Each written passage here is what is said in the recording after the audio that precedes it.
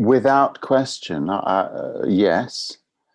I think I needed my system to completely close down and make me stop.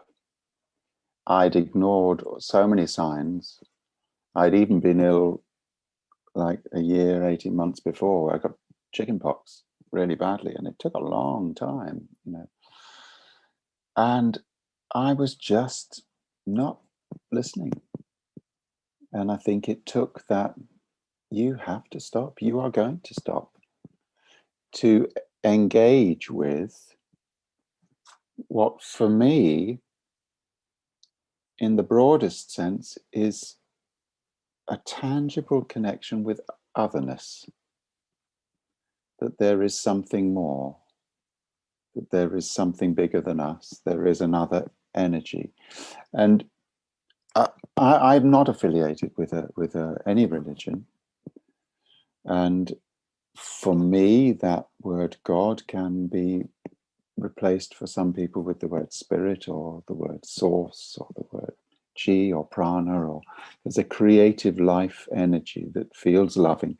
But it was that tangible sense of that I don't believe, have connected to, received, been able to have that sense in those moments, or that sense through those therapies developing, without that illness, without that being forced to be stopped, and in a sense without losing everything.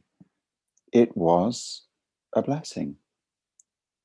And In I'm what way? In very, what way, Simon, was it a blessing for you? well, to be afforded the space, the time to have that connection. You know how we are with our lives, and we and don't get me wrong, having, coming out of that, you kind of, I'm not suggesting even when things were better that I suddenly was walking a path of serenity forever. No, I was screwing up left, right, and center still, just like we all do, making some bad choices and making some good choices, and kind of mediating along the way. But that illness, for all the difficult aspects of losing material things, and at the time causing a lot of emotional turmoil with connection with my children,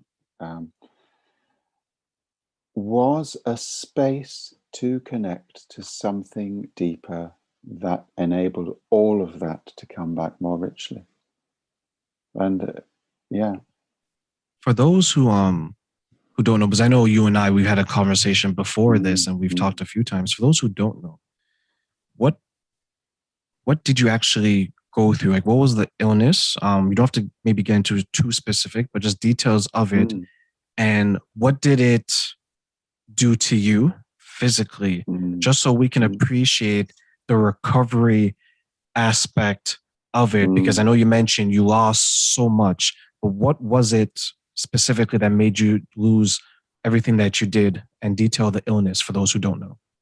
Well, the illness was never named. I went through, I can't, well, tests for everything. They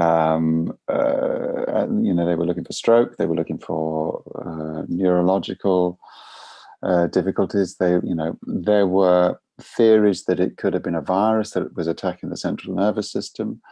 There were theories that it could be a form of conversion disorder, a kind of psychological trauma based. And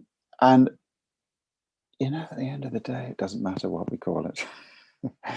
um, I also came across the kind of difficulties within the allopathic, the kind of main medical system, who were very kind, but without a name, didn't know where to put me. So, for example, if I had symptoms that were like chronic fatigue, couldn't actually shift as I was coming out of it, then they'd want to put you in the psychology department. If you had fibromyalgia and all the pain associated with that, they want to put you in the rheumatology department, and the two weren't talking to each other.